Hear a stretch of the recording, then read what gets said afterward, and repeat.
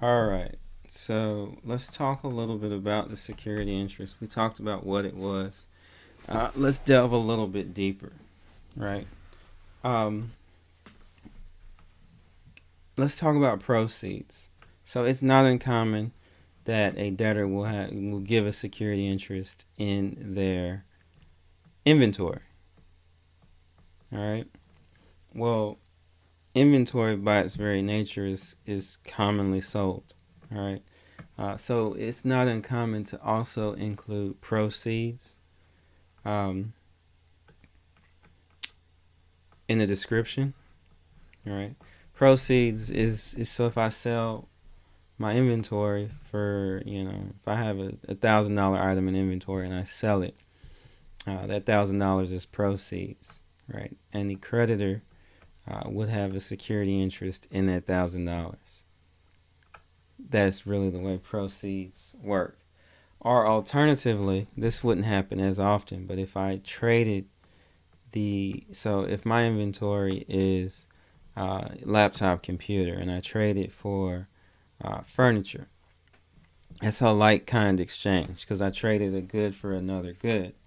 Well, that's a proceed as well, the furniture. So the secured party, assuming they're able to find out about the transaction, would have a security interest in the furniture that I traded the computer for. All right, and that's how that works. After acquired property,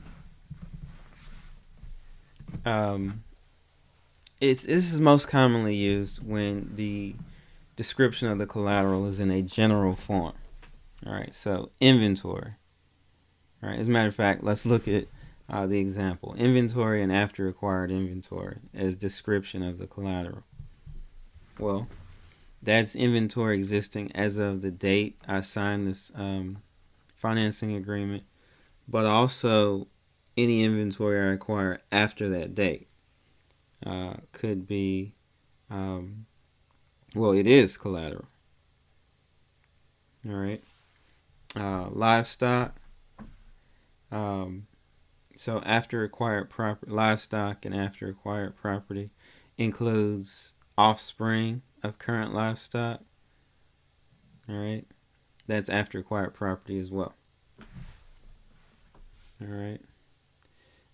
Future advances. Really, all this does is give the same treatment to lines of credit, amounts that haven't yet or that are advanced after the signing and execution of the security agreement.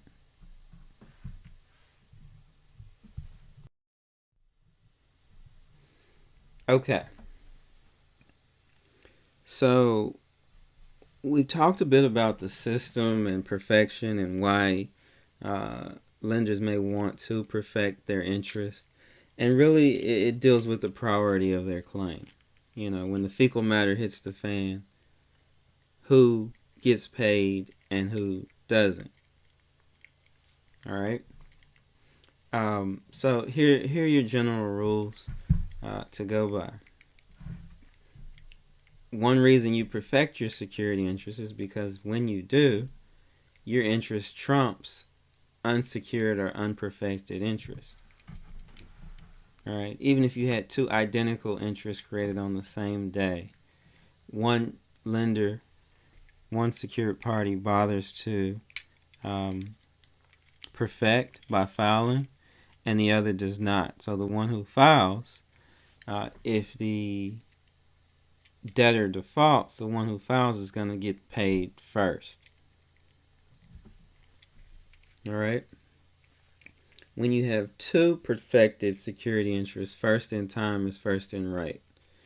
The first security interest is going to be valid first. If there are proceeds left over after that first claim is settled, then you can move on to the second. All right. But if there's not sufficient funds, then the second security interest will be left holding the bag. All right.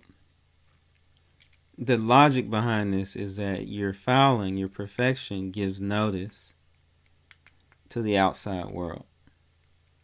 that you have a security interest. All right. Similar rule for unperfected security interest. The older or the first created is going to be treated, is going to be given preference. All right.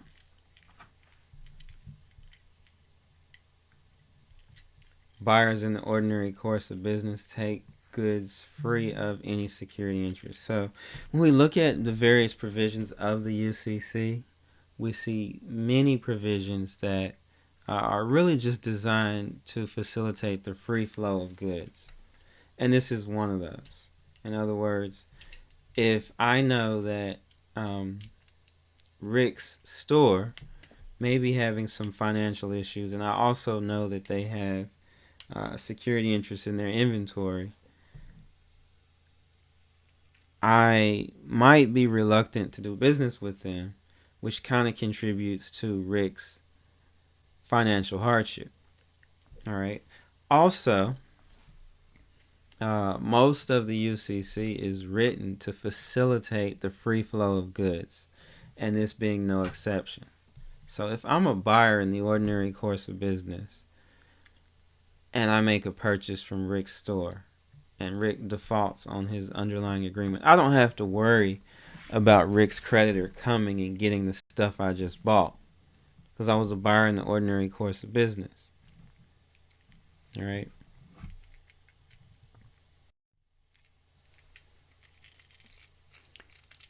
Ending the security interest.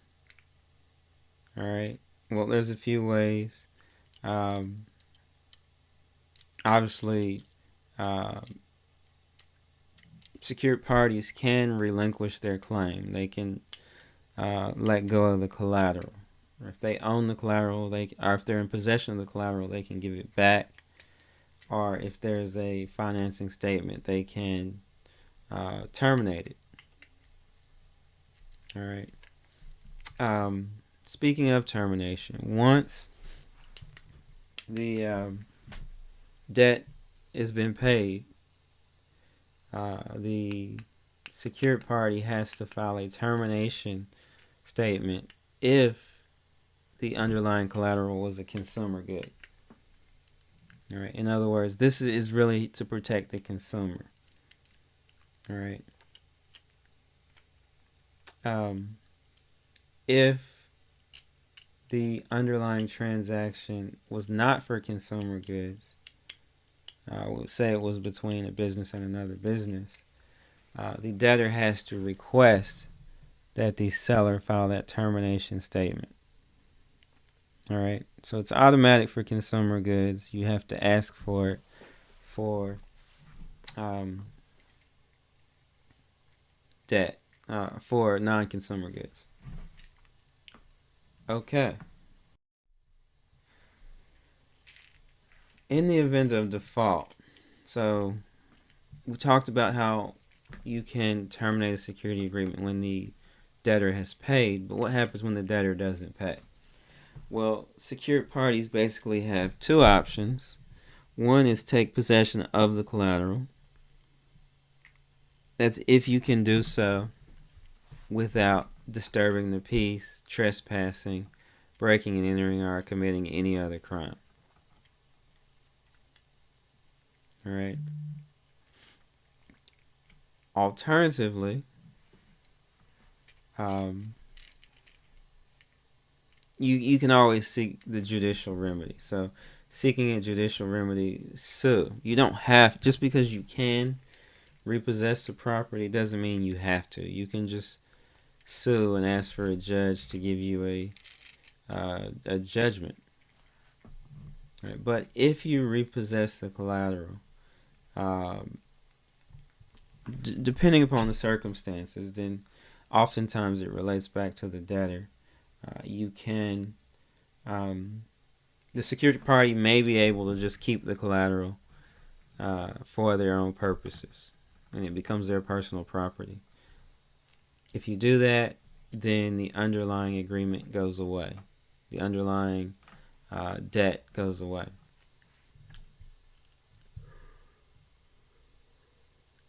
Alternatively, um, the creditor, the secured party, can sell the collateral. If this collateral is sold, it has to be done in a commercially reasonable manner. And to be quite frank, there are some standards as to what that means, but there's a lot of case law that may vary from state to state into what commercially reasonable means. Um, it's easier to spot what is not commercially reasonable, right? Selling in a non-arm's length transaction, right? So if I have your Rolex as collateral and I sell it to my daughter for $10, well, that's not commercially reasonable, right? Um, yeah. So those are the debtor's option, the creditor's options when they are in possession of collateral. Keep it or sell it in a commercially reasonable